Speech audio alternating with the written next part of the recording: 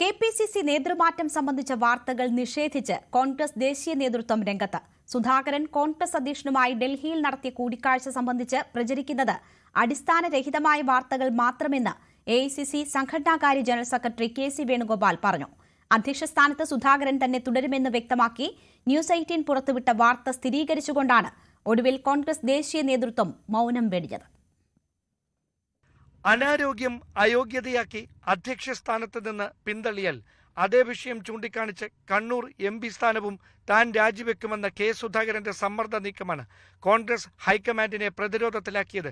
അതിനിടെ ക്രൈസ്തവ സഭാ നേതൃത്വവുമായി സുധാകരൻ നടത്തിയ അനുനയ നീക്കങ്ങളും ഫലം കണ്ടതോടെ നേതൃമാറ്റം സംബന്ധിച്ച് തിടുക്കത്തിലുള്ള തീരുമാനം വേണ്ടെന്ന നിലപാടിലേക്ക് ഹൈക്കമാൻഡ് എത്തി. രാഹുൽ ഗാന്ധിയുമായി നടത്തിയ കൂടിക്കാഴ്ചയ്ക്ക് ശേഷം ദിവസങ്ങൾ നീണ്ട അഭ്യൂഹങ്ങൾക്ക് വിരാമമിട്ട് എഐസിസി സംഘടനാകാര്യ ജനറൽ സെക്രട്ടറി കെ.സി. വേണുഗോപാൽ നടത്തിയ പ്രസ്താവന ഇങ്ങനെ: ഞങ്ങളുടെ ഇടയിൽ ഒരു തീരുമാനം എടുക്കാത്ത കാര്യം ഞങ്ങളാണ് തീരുമാനിക്കുന്നത്. തിങ്കളാഴ്ച പ്രഖ്യാപിക്കും. ആര് പ്രഖ്യാപിക്കുമെന്ന് പറഞ്ഞു?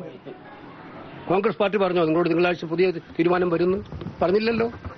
ഇതൊക്കെ നിങ്ങളുണ്ടാക്കിയ വാർത്തയല്ലേ. കഴിഞ്ഞ ദിവസം ഒരു വാർത്ത കേട്ടു, റോബർട്ട് ഭദ്ര ചിലർക്ക് വേണ്ടി നിൽക്കുന്നു.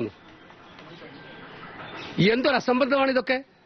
കെ.സി. വേണുഗോപാലിന്റെ പരസ്യ പ്രതികരണത്തിന് പിന്നാലെ കെപിസിസി അധ്യക്ഷൻ കെ. സുധാകരൻ കോൺഗ്രസ് പ്രവർത്തക സമിതി അംഗം കൂടിയായ എ.കെ. ആന്റണിയുമായി അദ്ദേഹത്തിന്റെ വഴുതക്കാട് വസതിയിലെത്തി കൂടിക്കാഴ്ച നടത്തി. ശശി തരൂരിന്റെയും രമേശ് ചെന്നിത്തലയുടെയും കെ. മുരളീധരന്റെയും പിന്തുണ കൂടി ഉറപ്പാക്കാനായതാണ് സുധാകരനെ തുണച്ചത്. അതേസമയം ആന്റണിയെ ഉച്ചയോടെ അധ്യക്ഷനായി പ്രഖ്യാപിച്ചേക്കുമെന്ന പ്രതീക്ഷയിൽ അദ്ദേഹത്തിന്റെ അനുയായികൾ വാദ്യമേളങ്ങളുടെ അകമ്പടിയോടെ പുതുപ്പള്ളിയിലെ ഉമ്മൻചാണ്ടിയുടെ കബറിടത്തിന് സമീപം ആഘോഷ പരിപാടികൾക്കായി കാത്തിരിക്കുകയായിരുന്നുവെന്നാണ് പുറത്തുവരുന്ന വിവരം.